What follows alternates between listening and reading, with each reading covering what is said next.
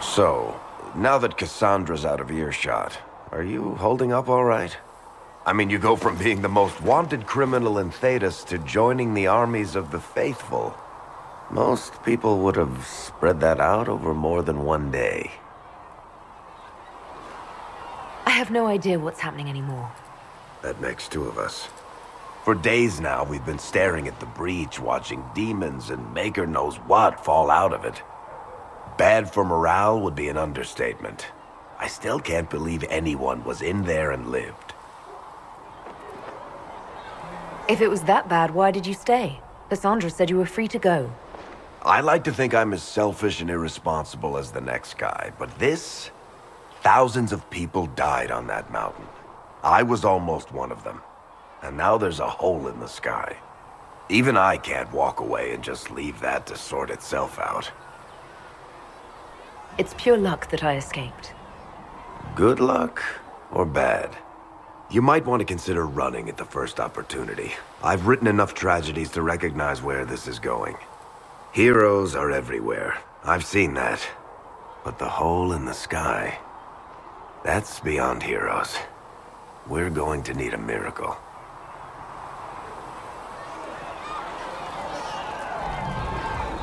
Need something? I read your Tale of the Champion, and I have a few questions. That's a pretty common reaction. Go ahead. There's no way Hawke really could have killed the Arishok. It would have started a war with the Kunari. I was told later that the Kunari disavowed his actions. Apparently the Arishok didn't get permission before he attacked Kirkwall, and the Qun didn't want another exalted march. When they finally sent a ship to haul the wrecked dreadnought away, they just said, "We will never speak of this again." As far as I can tell, that's the Qun's version of an apology.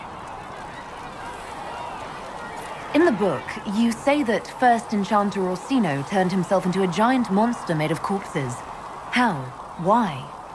Do I look like an expert on magical weirdness to you? Well, I can't tell you how. For the why, all I can say is he was desperate. Where are the rest of Hawke's associates now? Meryl decided to look after the elves left homeless by the fighting. She's done a pretty good job of keeping them away from the mages and Templars, so far. I guess she has plenty of practice avoiding stupid human battles with her old Dalish clan. Fenris has kept himself busy, hunting down the Tevinter slavers who came south to prey on the refugees. I'm not sure exactly where he is at the moment. You can usually follow the trail of corpses, though. Isabella went back to the raiders. She's calling herself an admiral now. I don't know if she's actually in charge or just has a really big hat. Might be the same thing, honestly. Hawke's little sister is in the Free Marches, helping some of the other survivors from the Kirkwall Circle. Aveline is still guard captain. I'm pretty sure Kirkwall would fall into the sea if she quit her job. Need something? Can I ask you something, Varric? You want to talk about me? I'm flattered. Also inclined toward extravagant lies. Are you from Ferelden? Orlais? Free Marches, born and raised in Kirkwall. And despite whatever you've heard, no, Kirkwall's not that bad. I'm not clear on your line of work. You're a merchant? I'm a businessman. My family has a seat in the Dwarven Merchants Guild. Merchants buy and sell goods. Businessmen buy and sell stores. In my spare time, I manage a spy network, and occasionally, I write books. If you've run a spy network, why is Leliana our spy master? To be honest with you, she's just a better spy master. The truly great ones can keep their distance. They don't get attached to their people. Me, I always wind up babysitting my informants and worrying about their families. We're in better hands with her. You're an author. What kind of books have you written? I've tried my hands at a few genres. My crime serials are my most popular. Hard in Hightown, guards breaking the rules to get things done. The Tale of the Champion is the most famous thing I've written, or infamous maybe. I started a romance serial once, Swords and Shields, but to be honest, I don't have a knack for romances. Most of my stories end in tragedy.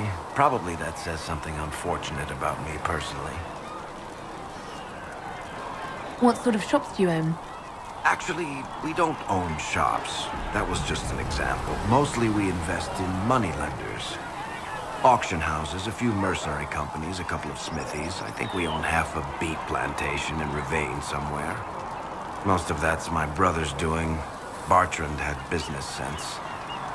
Not much tact, but loads of business sense. How do you and Cassandra know each other? You heard about the Kirkwall Chantry being destroyed? The guy responsible used to be a friend of mine. The Seeker had questions about that, and I had answers. Where did you get that crossbow? I've never seen one like it. Bianca? She's one of a kind. Funny story. I bought a salvaged ship and found her locked in a dragonbone reinforced chest in the hold. I broke 3 dozen lockpicks and blunted 9 saws opening that trunk, but it was worth it. Who is she named for? I can't tell you. And the reason for that is? Complicated. It's the one story I'll never tell. We just have to leave it at that. Thanks, Varric. No problem. Need something? The red lyrium we found at the temple seemed to upset you. My brother Bartrand and I sort of discovered red lyrium during an expedition in the Deep Roads. We located an ancient Tig, so old it barely looked dwarven. There was this idol there made of it. Bartrand brought it back to the surface, and, well, everything's gone downhill from there. What makes it special? Regular lyrium can mess you up pretty badly, but you have to ingest it for that to happen. Red lyrium messes with your mind when you're just near the stuff. You hear singing, get violent, paranoid, and then it does creepy shit. Makes things float, brings statues to life. It also turned Kirkwall's Knight Commander to lyrium. Everyone's been kept at least 100 paces from it since. So what is it? Just another kind of lyrium? The red stuff is lyrium like a dragon is a lizard. It's not just a different color. It has a whole host of weirdness all its own. I've written to every mining cast house in Orzammar. No one's seen this stuff before or knows where it came from. How did the red lyrium get in the Temple of Sacred Ashes? I don't know.